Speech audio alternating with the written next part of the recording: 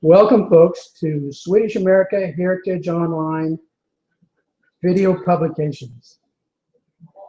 Today we are in Warden, Illinois, and we are interviewing Mr. Don Miller, who lives in Bethalto, Illinois. Hello, Don. Welcome to the team. Thank you. Mr. Miller, I understand that you've been involved in doing a lot of woodwork over your years. Tell me about some of your woodworking projects. The latest project was a TV table, coffee table, and an end table, all made out of ash, natural color, and the tops were all walnut, hand-picked walnut. Turned out real nice. Have you ever made any money off your projects? Never. Never? Never. So this is just a fun passion then? This is just a fun passion. The hobby is for my benefit, not for money. How do you do a refresh in here? Oh, there you go. There we go. Let you watch it on there. Okay. Well, I want to see it too. What did you do for a living, Mr. Miller? I was a lineman for electric utility company. The last 20 years I worked for Illinois Power Company. I was a troubleshooter. Troubleshooting, what does that mean? When people had problems with their electric, I was the first responder to go out and try to figure out what it was, repair it if possible. If not, call in for help.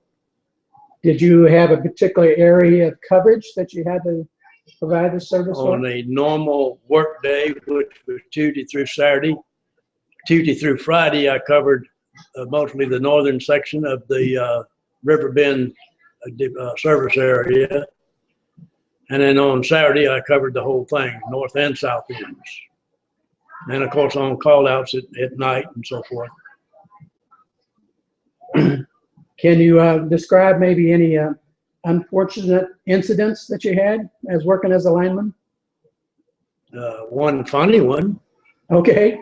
Lady called in, no power. So I got the call and I go out to the site, check everything I'm supposed to check on the outside of the house. As a lineman, you're not supposed to go inside a person's house. Well, what I found on the outside told me the trouble is inside. So I told the lady I'm not supposed to go in, but I'll go in with your permission and I'll see if I can find the trouble inside the house. She said, okay. So we go in the kitchen door and start down the basement steps. She was about 4 steps down. I said, lady, you could at least turn the lights on for me. And she turned around and come back upstairs to flip the light switch. You should have seen the look on her face. It was a good one. So you knew she had power. Mm-hmm. And so you tricked her into thinking she didn't anymore. So you asked her to turn the lights on. Yeah. She knew she couldn't. Okay. We found the problem. It was in her fuse box. She had a blown fuse.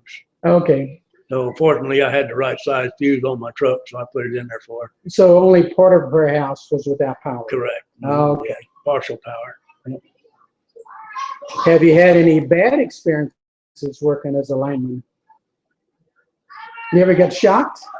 Oh, yeah. Okay. I probably shouldn't tell about this because nobody knows about this, not even my wife. Uh-oh. We had a storm come through one summer afternoon. A limb was hanging on the primary wire, which was just single phase, 7,200 volts. And I thought, well, I can saw that in two and right at the last lick. I just won't touch both ends, I'll just touch one. It didn't work that way, and 7,200 volts went from the left to the right. Oh, boy. Woof, knocked me down. I was in a bucket up above the ground and so forth. But thank God, truly I've survived. Huh.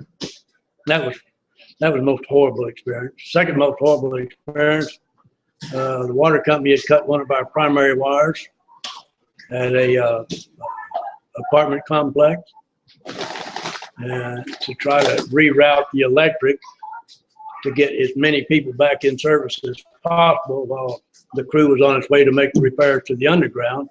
I swapped the electric around trying to do that, and I closed in on the wrong transformer, and the water man was in the ditch where the line fed through And of course, it sparked real loud. They said he just raised up and moved over. Hmm. So that was real close. I could have hurt him real bad. Yeah. That was real bad. Where and when did you start your career as a electrical power lineman? I started in Arkansas in 1959, working for a general contractor named L.E. Myers out of Longview, Texas. I had the good fortune to be able to work with my dad, and he helped me a whole lot in what to do, what not to do, and how to do it, and so forth and so on. Your dad also worked for the same company? Okay. Correct. Yeah.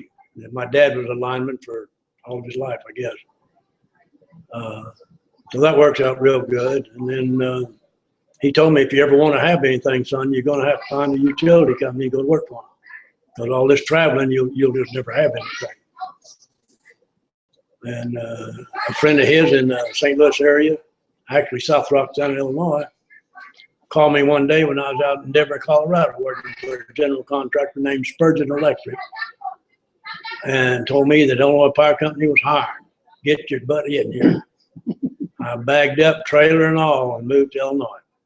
And I've been there ever since. I went to work for Illinois Power Company, and I think it was like May the 26th of 1962. Okay. 62, and you retired when from them? January 1, 1996. 62 to 96. Mm-hmm. Okay. Mm-hmm. When did you learn or decide that it was fun working with wood projects? Oh, mostly my dad. We built stuff real rough, had a handsaw and a chisel and a hammer, and just whatever you needed. Wasn't necessarily something you did for pleasure, it was just whatever you needed. Okay. If Mama needed shells, we made them. And just the general love of a nice piece of wood, make it look pretty. I like taking old plain old construction tool before and make a little bitty bowl out of it. They just to turn cheap into good. Yeah, It's good. a lot of fun. Good. Where did you begin your life at? I began my life January the 23rd, 1936 in El Paso, Texas. Okay. I was born in a hospital called Hotel Dew. This was really a hospital, Mr. Miller? Yes, it was. Hotel Dude. And it seemed me like they spelled it D-I-E-U, I think. D-E-I-U or D-I-E-U. So by that name, I can guess that maybe it was an old hotel that they started? No, it was always a hospital. It was always a Okay. hospital. I really don't know how it got its name. I really don't. Maybe there was a financial benefactor who gave some money for a hospital? Could have been. Okay. Mm-hmm. I really don't know. That's very unique. Mm-hmm. And Okay. then we were, Mom and Dad were living in Sierra Blanca, Texas. And my mother has a twin sister named Delma. And Aunt Del was living in El Paso, Texas. So Mom and I stayed in El Paso for a few weeks after I was born. Okay. Well, jumping forward in time then, you have some children, don't you? Uh-huh. Okay. Well, you have some grandchildren? Mm-hmm. All right. I have great grandkids. And great-grandkids. Okay.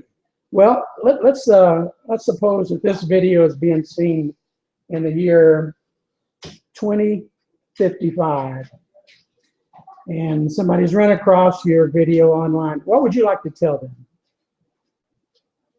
God help you. It's changing so fast now, it makes your head swim, and I can't even begin to imagine what it would be like in 2055. Well, that's probably very true. Do you think they'll look back to us and think of how archaic and medieval lives? How ancient we were. Yeah. How ancient we were. When I was in high school, our history teacher wanted the class to come up with something as a prediction for the future. The prediction I made in writing was that someday you will talk on the telephone and see who you're talking to. Oh, great prediction. And have you got any idea how far that has gone? Yeah. But it seemed like it took a while for it to become economically and financially possible and practical. Oh, yes. Yeah. Mhm. Mhm. Okay, well, thank you very much, Mr. Miller. I appreciate your time today. And anything else you'd like to add? Not really. Okay. I see Mrs. Miller walking by here too. The better half. The better half. Okay, well, thank you very much. Thank you.